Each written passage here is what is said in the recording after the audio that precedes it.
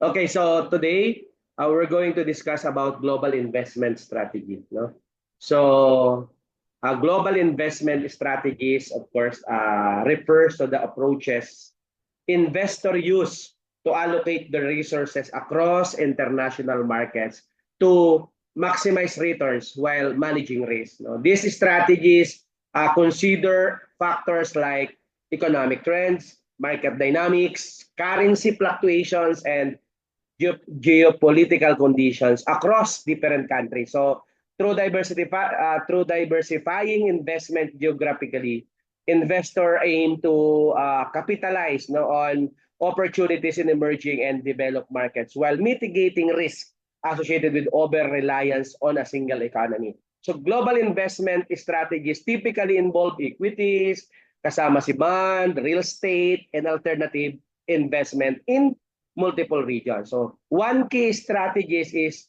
geographic diversification, which reduces risk by spreading investment across countries and continents. So this approach actually helps investors avoid losses from regional economic downturns, political instability, or natural disasters. Let's say, for example, an investor may allocate funds to develop markets like United States or Europe, while also investing in high growth emerging markets such as India or Southeast Asia, to be specific.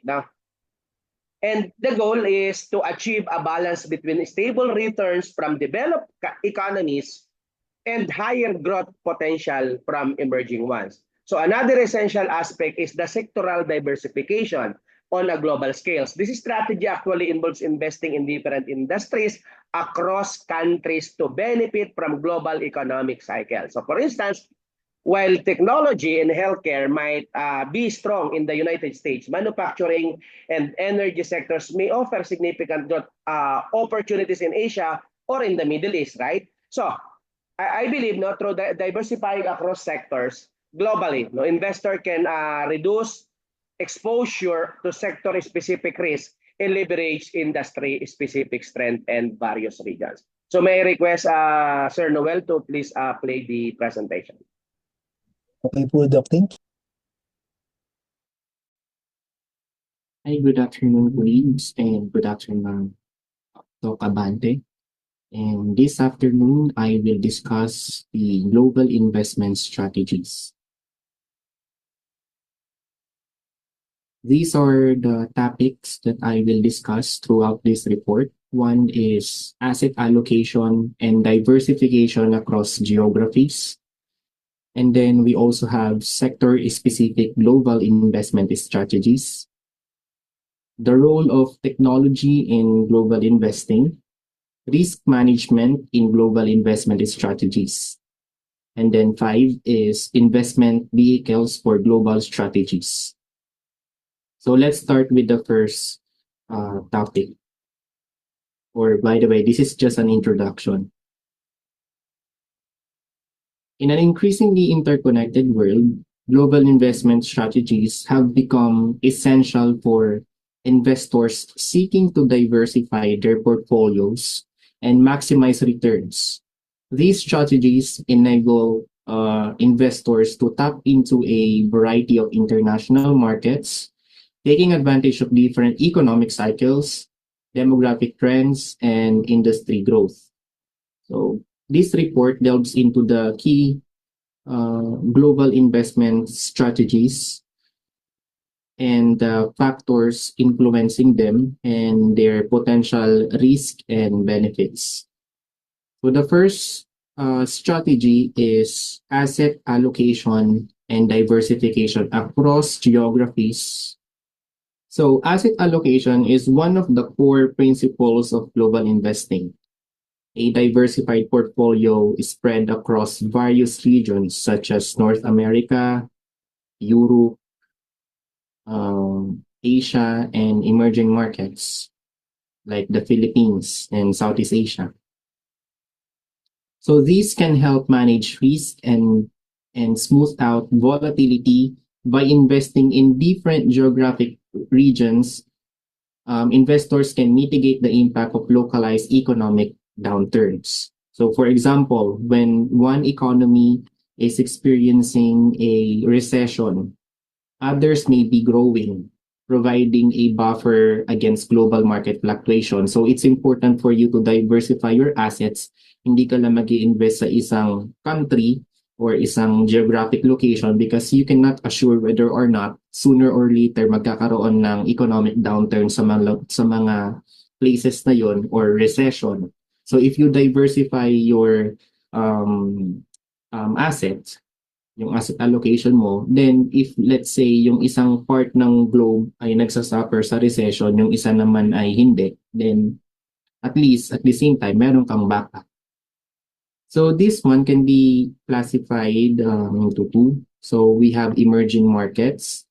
These regions, including countries in Asia, Africa, and Latin America. So these emerging markets offer high growth potential due to their rapid industrialization and expanding middle class. Here sa emerging market, ay since rapid ang kanilang expansion and industrialization, ang growth potential is mataas. However, they also come with higher risk kasi prone ang mga countries na to sa political instability. For example, sa Philippines, emerging tayo or developing country tayo, but if you can notice sa nangyayari ngayon, so politically unstable but manageable pa naman, pero ano siya, trend talaga siya sa mga developing countries na ang political instability is highly likely. So medyo risky mag-invest dito, although mataas naman ang growth potential kasi nga expanding ang economy. And then prone rin ang mga emerging countries sa currency fluctuations kasi yung mga currency ng mga developing countries ay hindi naman ganun kalakas compared sa mga dominant currencies like the USD, euros at saka yung pounds. And also sa emerging markets, mga emerging countries, meron silang less developed financial systems. So yun naman yung mga risk na kailangan na i-consider. Next is developed markets. So developed markets are countries like United States, Germany, Japan, and other European countries na kasama sa European Union are considered to be more stable compared sa mga emerging economies natin or emerging markets. So with established markets and strong regulatory frameworks.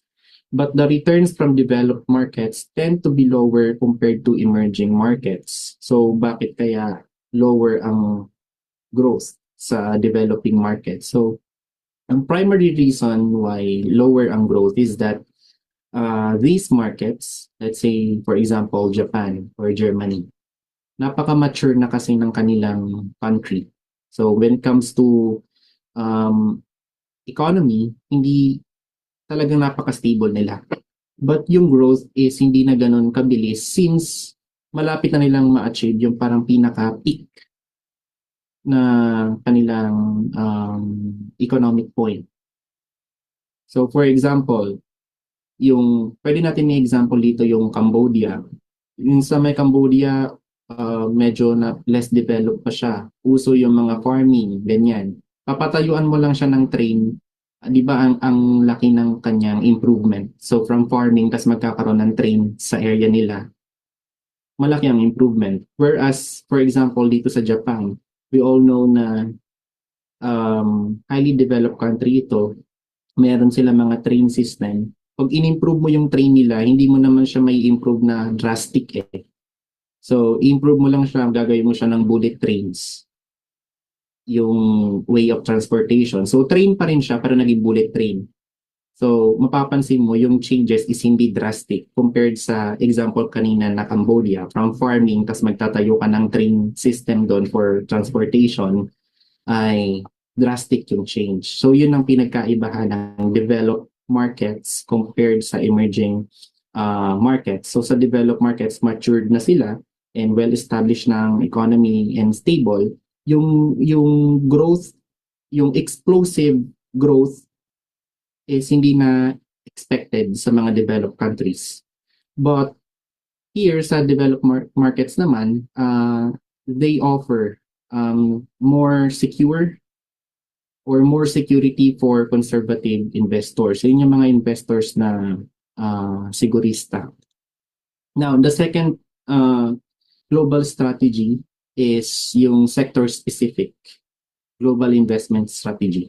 So, while geographic diversification is critical, sectoral diversification is equally important too. Certain sectors outperform in different parts of the world, and recognizing these trends can be key to optimizing global investment strategies. Okay, so one example is technology and innovation. The global technology sector, driven by advancements in artificial intelligence, cloud computing, and financial technology, presents opportunities across both developed and emerging countries. So if ikaw ang investor, and if it's related to technology and innovation, for me, it would be better and wise if you invest sa mga countries or countries na mayroong companies na leading when it comes to innovation. For example, Silicon Valley ng United States, yung China, part din yan, Europe, and one example is Taiwan, yung sila yung may control ng mga chips, microchips sa world. So sila ang pinaka-dominant doon. So you might consider investing in those countries when it comes to technological innovation. Kasi kung mag-i-invest ka naman sa mga countries na walang ability, for example, Somalia sa Africa, so hindi naman ata wise na mag-i-invest ka ng related to technology doon, right? And then we have healthcare and pharmaceuticals. So the global healthcare sector remains a stable and profitable investment avenue, with biotech, pharmaceuticals, and healthcare technology being high growth areas due to aging populations and increasing demand for healthcare services. So ito yung second example ng sector-specific global investment strategies. So sa healthcare and pharmaceuticals, so as humanity advances, we continue to develop innovative technologies to tackle diseases and that remained unsolved or uncured for many years or even decades. So at the same time, yung mga new diseases and viruses are emerging na din. So it further underscores the critical need for financial advancement, healthcare advancements. So as a result, as an investor, significant ang mga variables na ito o yung mga considerations na to para mag-invest ka related sa healthcare sector. Kasi ang demand is hindi naman nagbabago. Yung mga tao nagkakasakit naman. And we all know that. And then yung treatments and solutions to address both existing and emerging health challenges ay high demand. Until today, high demand pa rin siya. Third strategy is the role of technology in global investing. In recent years, technological advancements have revolutionized global investing. The rise of robo-advisors, blockchain technology, and artificial intelligence or AI has made it easier for investors to access global markets, analyze data, and make informed investment decisions. We have robo-advisors. So these digital platforms use algorithms to automatically allocate and manage investments across different asset classes, including global equities, bonds, and alternative assets. They have lowered the barrier to entry for individual investors. These provide them with access to diversified global portfolios at a fraction of of the cost of traditional financial advisors. So yung mga robo advisors natin, it utilizes the power of AI, artificial intelligence. So ito yung mga example na pwedeng ma-utilize ng isang investors, yung isang investor. So we have Betterment, Sophie, at saka yung Wealthfront. So itong mga robo-advisors na to ay meron silang fee pero hindi ganun kamahal compared sa mga traditional financial advisors kasi mga tao talaga tong mga ito. Yung mga robo-advisors, ito yung mga na-develop na rin naman ng mga tao pero hindi sila yung, of course, yung human talaga na you can make contact with. And we also have crypto currencies, so like Bitcoin and Ethereum. These are increasingly viewed as alternative investment assets, though their volatility presents a challenge. Some global investors see cryptocurrencies as a hedge against traditional market risk or inflation. So sa cryptocurrencies kasi, they are considered to be the digital gold because yung supply nila is fixed.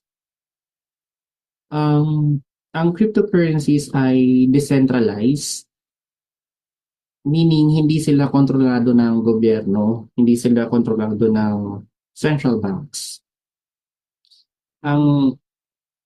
This feature makes them appealing during periods of monetary policy uncertainty, such as when central banks increase the money supply or keep interest rates low. So, itong mga ways na ito or exemption ni cryptocurrency ay napoprotektahan siya against inflation. So, yun ang kaibahan ng crypto sa mga financial tools na kayang ma-control ng central bank. And then fourth strategy na nandito sa report is risk management in global investment strategies. So while global investing offers numerous opportunities, it is not without risk. These risks can include geopolitical instability, market volatility, interest rate changes, and liquidity risk, among others. Effective risk management strategies are crucial for protecting an investment portfolio from significant losses. So one example is yung geopolitical risk. Political unrest, trade wars, and government policies can heavily influence the performance of investments in certain regions. So it's important for you to know this risk yung sa globally. For example, dito sa trade wars and government policies, yung tension between the United States and China have far-reaching effects on global supply chains and stock markets. Tapos we all know that meron silang bagong elect na president na uupo next year. And then naririnig na natin yung tungkol sa tariffs na i-impose ni Donald Trump against particularly sa China. So medyo magiging uncertain ang global supply change sa gagawin nito ni Donald Trump. So as an investor, if that happens, it's practical or wise to relocate yung mga manufacturing operations sa mga countries na hindi naman matatamaan ng husto ng tariffs, import tariffs ni Donald Trump. So investors might invest in Southeast Asia like Vietnam, Thailand, Philippines, na hindi naman talaga subject ng tariffs. Although subject talaga ang international, yung mga imports, pero more on nakafocus kasi ang tariffs ni Trump sa China. And then this shift, yung tariffs can disrupt the long-established supply chains and it increases operational complexity and might raise cost. So better na mag-diversify ang investors. So not only in China but they can try alternatives. And then we have interest rate and inflation risk. Changes in interest rates, particularly in major economies like the US, Europe, and Japan, can affect global investment returns. So rising interest rates can lead to lower corporate profits dahil pag mataas ang interest rates, yung consumer spending is mas mababa. Kung mababa ang consumer spending, mababa ang sales ng mga company. That can negatively impact, of course, yung global equity markets dahil pag mababa ang consumptions, mababa ang sales, mababa ang turnout, mababa ang profit. And then we have liquidity risk. Some markets, particularly in emerging economies, may face liquidity constraints, making it more difficult to buy or sell assets without influencing the market price. Investors must consider the liquidity profile of the markets they are investing in.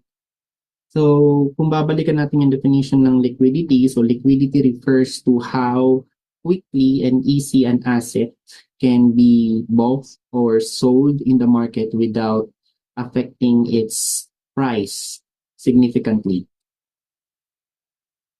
In financial terms, yung liquidity describes the ability to convert an asset into cash or cash equivalent with minimal price fluctuation. Ang maaring example ng liquidity risk, yung nangyari sa Turkey noong 2018, yung nagkaroon sila ng currency crisis. So, dito na-observe yung liquidity constraints. And then,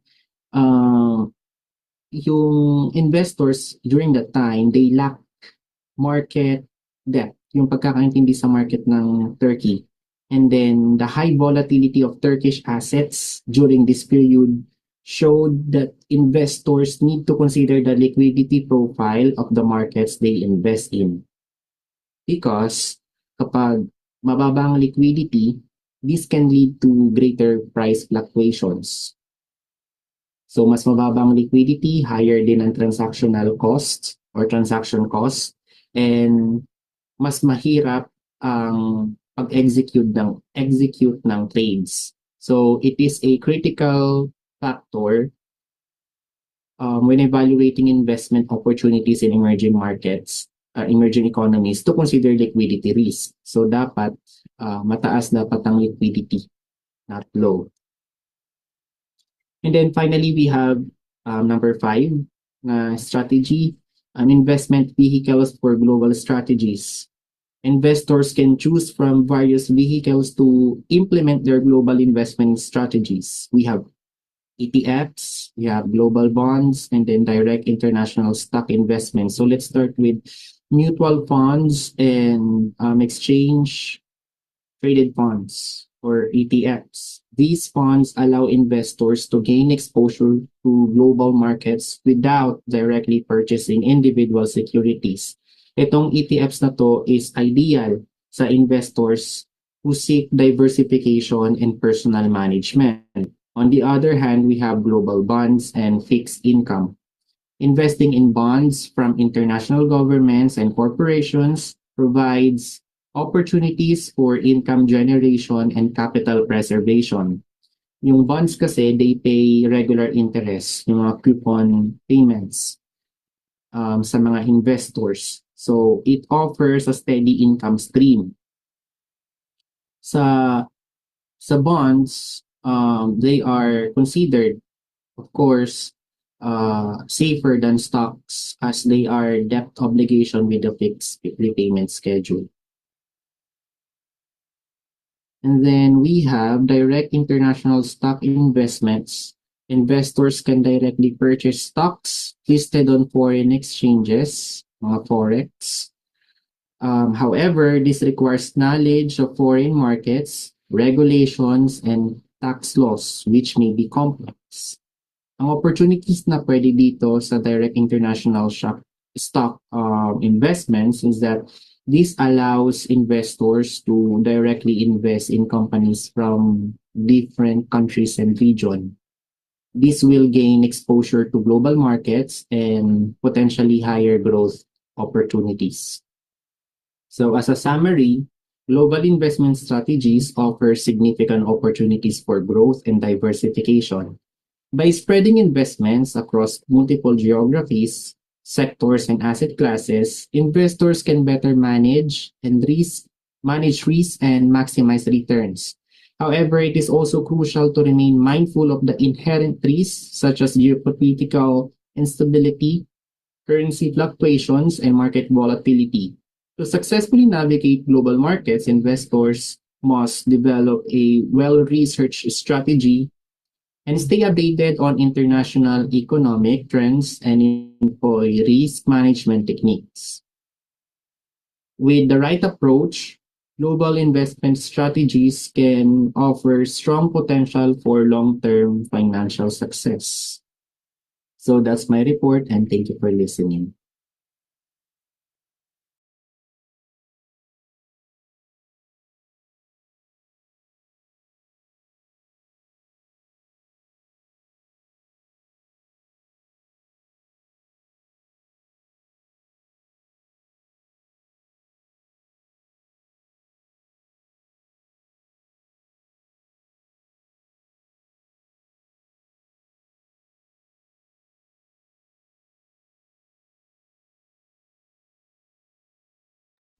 Hello po, Doc. Tapos na po si Sir Maala. So, next presenter na po, siguro. Thank you po. Sir Noel, good afternoon po. Yes po, Sir J-Ron. Ah, Pwede bang ako na po magkano kasi parang pagkakaano?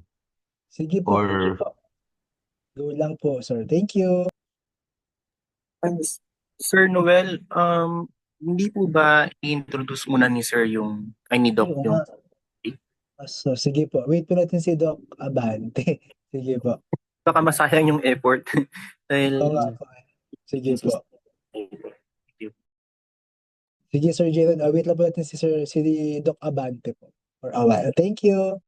happy po, Sir Noel. Thank you po.